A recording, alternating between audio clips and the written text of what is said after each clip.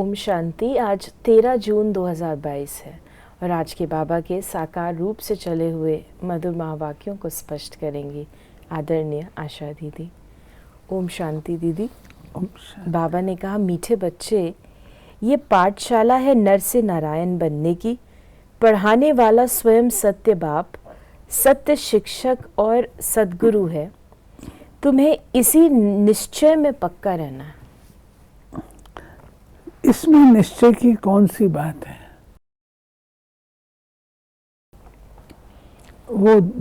वो हमको देखना कि हमारा जो पिता है वही हमारा शिक्षक है, वही हमारा सद्गुरु है। ये निश्चय चाहिए। पिता से वर्षा, फिर शिक्षा के लिए दूसरे टीचर के पास जाए, सदगति के लिए तीसरे के पास जाए, नहीं, तीनों एक है।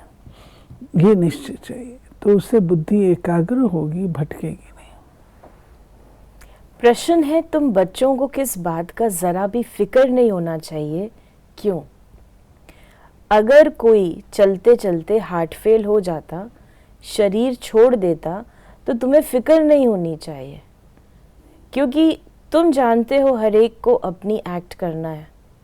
तुम्हें खुश होना चाहिए कि आत्मा ज्ञान और योग के संस्कार लेकर गई है, तो और ही भारत की अच्छी सेवा करेगी। फिक्र की बात नहीं है, ये तो ड्रामा की भावी है। ठीक है, तो ड्रामा अनुसार जो होता है उसको एक्सेप्ट करना होता है। गीत है, तुम ही हो माता। ओम शांति। बाप बच्चों को समझाते हैं। बच्चे जानते हैं बाबा भी बच्चे कह बुलाते हैं, और ये बाप दादा दोनों कंबाइंड है। पहले बाप दादा फिर बच्चे हैं। ये नई रचना हुई ना, और बाप राजयोग भी सिखला रहे हैं। हूबहू 5000 वर्ष पहले मौफिक फिर से हमको राजयोग सिखला रहे हैं।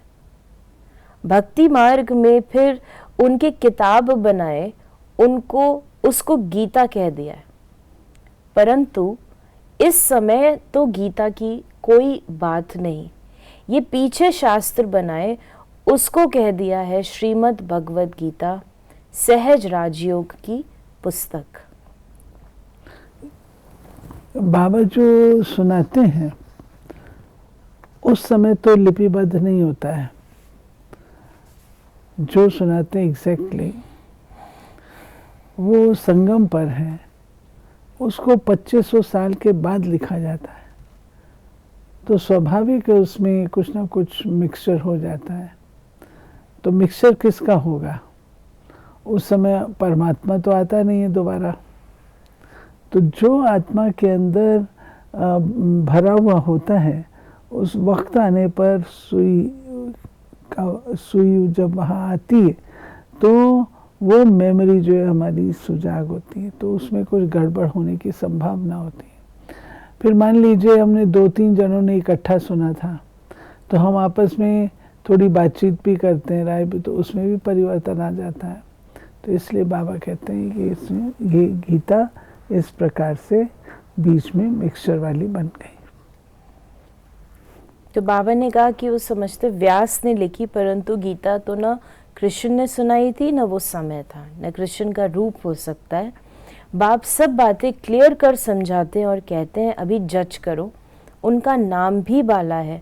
सत्य बताने वाला ही नर से नारायण बना सकते हैं। तुम बच्चे जानते हो हम नर से नारायण बनने के लिए इस पाठशाला व रुद्र ज्ञान यज्ञ में बैठे हैं। शिव बाबा अक्षर अच्छा लगता है, बरोबर बाप और दादा जरूर है। इस निश्चय से तुम आए हो।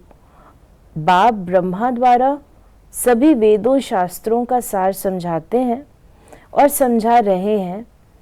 हम तुमको त्रिकालदर्शी बना रहे हैं। ऐसे नहीं कि तुम त्रिलोकी नाथ बनते हो, नहीं, तुम नाथ तो बनते हो सिर्फ एक शिवपुरी के। उनको लोक नहीं कहते। लोक मनुष्य सृष्टि को कहा जाता है। मनुष्य लोक, चैतन्य लोक, वो है निराकारी लोक। तुमको सिर्फ त्रिलोकी की नॉलेज सुनाते हैं, त्रिलोकी का नाथ नहीं बनाते। तो इसे भी स्पष्ट करें जो बाबा ने कहा, तुम शिवपुरी के नाथ बनते हो। ये बात समझने की है। देखिए, शिवपुरी वो है हमारी निराकारी दुनिया, वो हमारा घर है, तो हम घर के मालिक हैं। हमारा घर है ना, तो घर के हम मालिक हैं। फिर जो आती है दुनिया, सूक्ष्म लोग, उसके तो हम मालिक हैं ही नहीं। जो वैकुंठ है उसके मालिक भी हम हैं, परंतु हमसे ऊपर और भी है। तो इसलिए बाबा कहते हैं तुम सच्चाई में शिवपुरी के ही मालिक बनते हो, क्योंकि वहाँ पे निराकारी और कोई पार्ट नहीं। फिर बाबा ने हम बच्चों को कहा कि इस लोक के भी हम नाथ नहीं बन सकते। बाबा भी सिर्फ ब्रह्म तत्व का नाथ है। ब्रह्मांड जिसमें हम आत्माएं अंडे मिसल रहते हैं, उनका ही महफिल है। ब्रह्मा, विष्णु व शंकर सूक्ष्म वतन में रहने वाले हैं, तो वहाँ के नाथ कहेंगे। तुम बनते हो वैकुंठनाथ। ये सूक्ष्म वतन की बात, वो मूल वतन की बात, सिर्फ तुम ही त्रिकालदर्शी बन सकते हो। तुम्हारा तीसरा नेत्र खुला है। दिखाते भी हैं भ्रुकुटी के बीच में तीसरा नेत्र है, इसलिए त्रिनेत्री कहते हैं। परंतु ये निशानी देवताओं को देते हैं, क्योंकि तुम्हारी जब कर्मातीत अवस्था हो जाती है तब तुम त्रिनेत्री बनते हो। वो तो इस समय की बात है, बाकी वो तो ज्ञान का शंख नहीं बजाते। उन्होंने फिर वह स्थूल शंख लिख दिया है।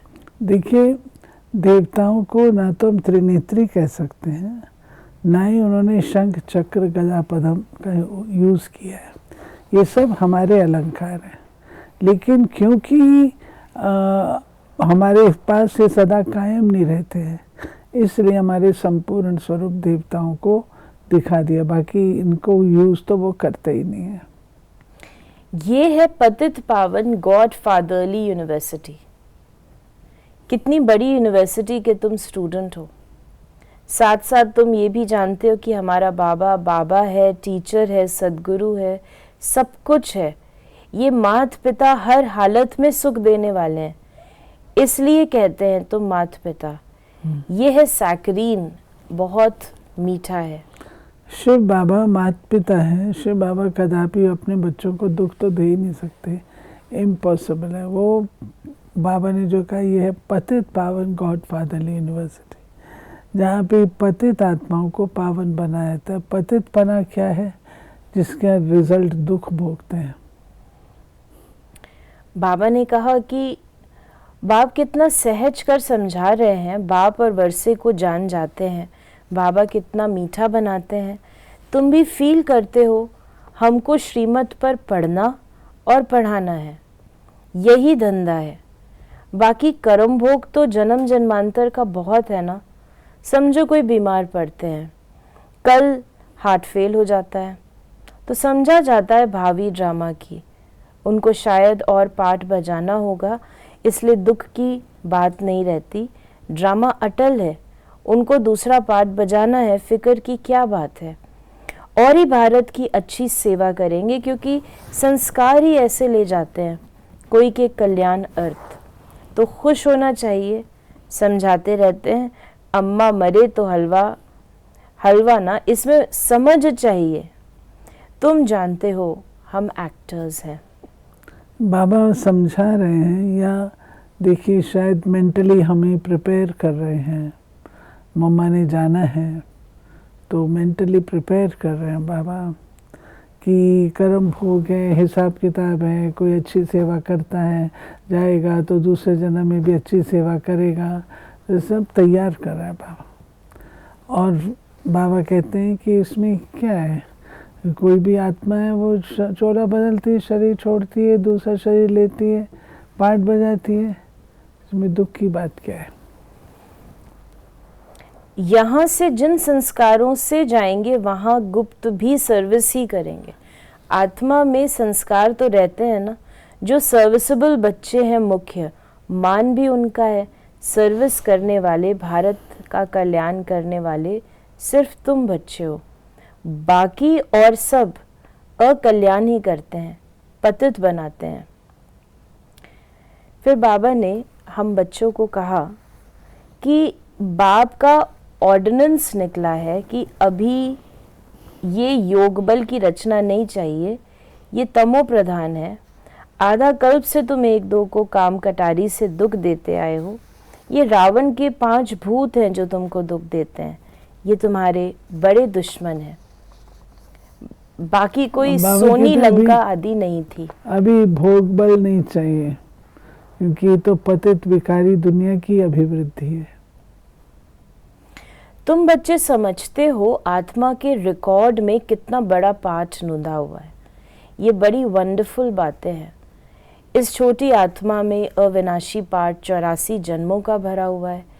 कहते भी हैं हम पतित तमो प्रधान हैं। अभी है एंड, खूने नाहक खेलना। एक बॉम्ब में कितने मर पड़ते हैं। तुम जानते हो भी पुरानी दुनिया रहनी नहीं है। ये पुराना शरीर, पुरानी दुनिया है। तो बाबा ने कहा हमको नई दुनिया में नया शरीर मिलना है, इसलिए पुरुषार्थ कर रहे हैं श्रीमत पर। ज़रूर ये सब बच्चे उनके मददगार हैं। श्री श्री की श्रीमत पर हम श्री लक्ष्मी, श्री नारायण बनते हैं। बाबा ने बताया, एक तो ऑर्डिनेंस की बात बाबा ने शुरू में कही, उसके बाद बाबा ने बताया कि अभी हम बच्चे कैसे पढ़ाई पढ़ करके श्री श्री की श्रीमत से हम अपने आप को पावन बना रहे हैं और श्रेष्ठ बनाते हैं और श्रेष्ठ दुनिया के मालिक बनते हैं। नापास होने से फिर त्रेता के क्षत्रिय धर्म में चले जाते हैं। अगर पूरी पढ़ाई नहीं पढ़ेंगे तो फेलियर है, तीर कमान लेके घूमेंगे। तो ब्रह्मा द्वारा ब्राह्मण, देवता, क्षत्रिय 3 धर्मों की स्थापना होती है। सतयुग में और कोई धर्म नहीं होता और सब बाद में आते हैं, उनसे हमारा कोई कनेक्शन नहीं। भारतवासी भूल गए हैं कि हम आदि सनातन देवी देवता धर्म के हैं। ये भी ड्रामा का पार्ट ऐसा बना हुआ है। फिर बाबा ने हम बच्चों को वरदान दिया, मन बुद्धि से। बड़ी वंडरफुल बात है जो कि व्यक्ति अपने धर्म को ही भूल जाए। बहुत वंडरफुल बात है। और एनमास, एक व्यक्ति भूले कोई बात नहीं, पर तो एनमास सारे के सारे भूल जाते हैं। स्लोगन है, आज का बाबा ने हमें वरदान दिया है, मन बुद्धि से किसी भी बुराई को टच न करने वाले संपूर्ण वैष्णव व सफल तपस्वी भव। पवित्रता की पर्सनालिटी व रॉयल्टी वाले मन बुद्धि से किसी भी बुराई को टच नहीं कर सकते। जैसे ब्राह्मण जीवन में शारीरिक आकर्षण व शारीरिक टचिंग अपवित्रता है, ऐसे मन बुद्धि में किसी विकार के संकल्प मात्र की आकर्षण व टचिंग अपवित्रता है। तो किसी भी बुराई को संकल्प में भी टच न करना, यही संपूर्ण व सफल तपस्वी की निशानी है। कोई भी बुराई को संकल्प में भी टच ना करें। और स्लोगन है, मन की उलझनों को समाप्त कर वर्तमान और भविष्य को उज्जवल बनाओ। मन की उलझनों को समाप्त कर वर्तमान और भविष्य को उज्जवल बनाओ। एक्चुअली उलझन होनी ही नहीं चाहिए। उलझन होती है जब हम अपनी मत को मिलाते हैं, अपनी थिंकिंग को मिलाते हैं। तो ये थे बाबा के आज के मधुर महावाक्यों का स्पष्टीकरण। अगर आपके मन में कोई सवाल है तो उसे मैसेज कर सकते हैं 8826599309 पर। ओम शांति।